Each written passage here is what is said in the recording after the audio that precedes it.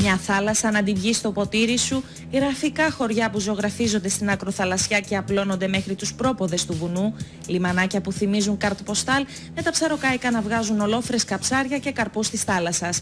Αυτή είναι η νότια Κινουρία που εξελίσσεται σε ανερχόμενο τουριστικό προορισμό, με θέρετρα που μαγεύουν και κερδίζουν τελικά τον επισκέπτη. Το οδηπορικό μας ξεκίνησε από τα Πούληθρα, ένας οικισμός που προσφέρεται για ηρεμία και οικογενειακές διακοπές. Η ιδιαιτερότητα στα Πούληθρα είναι τα σκίνα αυτά που υπάρχουν, που δεν τα βρίσκεις σε παραλίες εύκολα στην Ελλάδα, και με αμεσότητα με τη θάλασσα, το φυσικό περιβάλλον, το βότσαλο αυτό που υπάρχει στην παραλία, με τα νερά τα πεντακάθαρα, γιατί δεν έχουμε ρότα βαποριών να μολύνονται και τέτοια. Στα Πούληθρα βρισκόταν η αρχαία Πολύχνη και μέχρι σήμερα υπάρχει επισκέψιμος αρχαιολογικός χώρος. Το κέντρο του χωριού έχει να προβάλλει σπίτια χαρακτηριστικά της αρχιτεκτονικής της περιοχής, ενώ η παραλία έχει για καμάρι της τις καινούριες ξενοδοχειακές υποδομές που διατηρούν ωστόσο το παραδοσιακό στοιχείο και την πέτρα. Κάποια μάλιστα, όπως του Χρήστου, παρά το γεγονός ότι είναι νεόχτιστα, έχουν ήδη κερδίσει διεθνείς διακρίσεις. Το Guardian μας συμπεριέλαβε στα 10 καλύτερα ξενοδοχεία της Πελοποννήσου για το 2014. Είναι μια δικαίωση για την προσπάθεια που κάνουμε. Αυτό που μας λένε σε κάθε περίπτωση είναι ότι είναι ένα κρυμμένο διαμάντι. Είμαστε στα 170 μέτρα από τη θάλασσα, οπότε είναι πάρα πολύ γρήγορα προσβάσιμο. Θεωρούμε ότι είμαστε ακριβώς στη μέση. Δηλαδή, μπορείς κάλλιστα σε μία ώρα και ένα τέταρτο, μία μισή ώρα να είσαι ναύπλιο, άλλο τόσο για μονεμβασιά. I am positive we will return to the area because we just love it so much.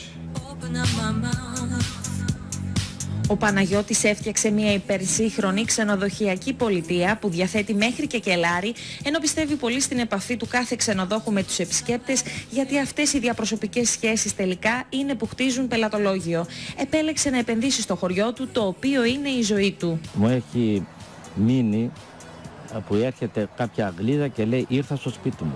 Εμείς όλοι που έχουμε τα ξενοδοχεία και τις ταβέρνες έχουν να με καταλάβει ότι ο τουρισμός είναι ομαδικό παιχνίδι. Για να πετύχεις πρέπει να αγαπάς αυτό που κάνεις. Δροσερό απόγευμα και χαλάρωση στα Πούληθρα σημαίνει καφεδάκι και σπιτικά γλυκά στις Γιώτας και του Γιάννη από τα χεράκια της μαμάς τους, στην οικογενειακή καφετέρια που έφτιαξε πριν από 30 χρόνια ο πατέρας τους και σήμερα τη διατηρούν οι ίδιοι. Αυτό το τοπίο, αυτή τη θέα δεν την αλλάζω με τίποτα. Είναι το σπίτι μου, είναι το χωριό μου, είναι το μέρος που επέστρεψα μετά από 11 χρόνια που έλειπα. Είναι ηρεμία, ξεχνιασιά, είναι αγάπη. Συνέχεια να το προωθούμε, να το καλυτερεύουμε, να το αγαπάμε για να γίνει και από μόνο το καλύτερο.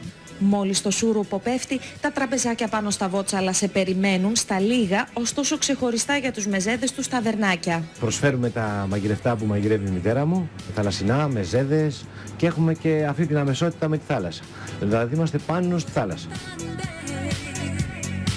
Λίγο πιο πέρα από τα Πούληθρα είναι το γραφικό λιμανάκι της Πλάκας, όπου γίνεται κάθε τέλος Αυγούστου η περίφημη γιορτή της τσακώνικης μελιτζάνας. Μόλις μπει για τα καλά το καλοκαίρι, δένουν κάβους σκάφη και ιστιοφόρα που έρχονται συνήθως από τις Πέτσες, αφού η απόσταση από το νησί είναι μόλις 16 ναυτικά μίλια, δηλαδή περίπου 35 λεπτά. Οι ψαροταβέρνες έχουν πάντα φρέσκα ψάρια, αλλά και μαγειρευτά φαγητά με βάση τη μελιτζάνα. Η Πλάκα έχει πολύ ωραίες παραλίες, έχει πολύ ωραία διαμονή, καλή. Και επίσης έχει και ωραία διασκέδαση και πολύ καλό φαγητό. Είμαστε οι ίδιοι ψαράδες.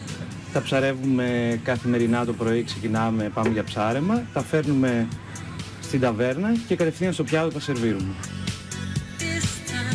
Για τους λάτρεις των αυθημερών αποδράσεων για εξορμήσεις στο βουνό, κοντά στους παραθαλάσσιους οικισμούς βρίσκεται το χωριό Κοσμάς. Ένα μέρος στα 1200 μέτρα υψόμετρο που προσφέρει δροσιά και ανάπαυλα στους επισκέπτες κάτω από τα πλατάνια του, τα οποία χρονολογούνται από το 1883.